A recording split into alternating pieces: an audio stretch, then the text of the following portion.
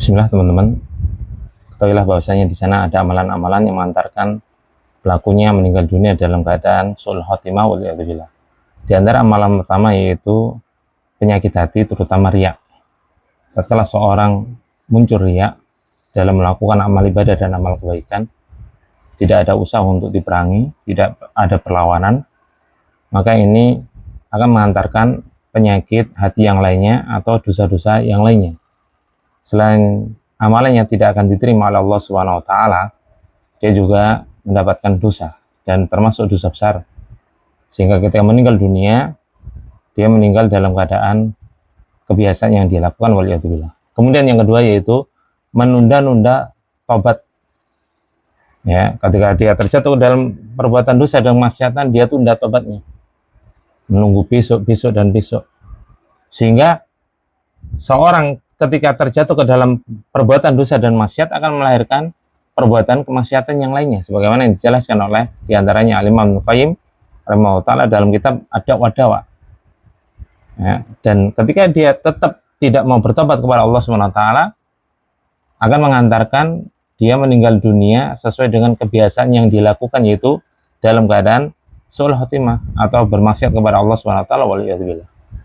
Kemudian yang ketiga yaitu dosa rahasia. Hal ini sebagaimana sabda Nabi Shallallahu Alaihi Wasallam yang diriwayatkan oleh Imam Bukhari dan Muslim. Beliau bersabda, innar rajula la ya'malu amala ahlil jannati fima yabdulin nasi wa huwa min ahlin nari. Ada seorang hamba yang melakukan amalan penghuni surga, ya, hingga terlihat oleh manusia menjadi penghuninya. Bahkan ya, yang nampak di hadapan manusia, dia banyak melakukan amalan-amalan penghuni surga, banyak amalannya. Akan tapi hakikatnya dia ternyata termasuk penghuni ahli nar, penghuni api neraka. Wa inna rajula la ya'lamu amala ahli nari fima yabdulin nasi wa huwa min ahlil jannah.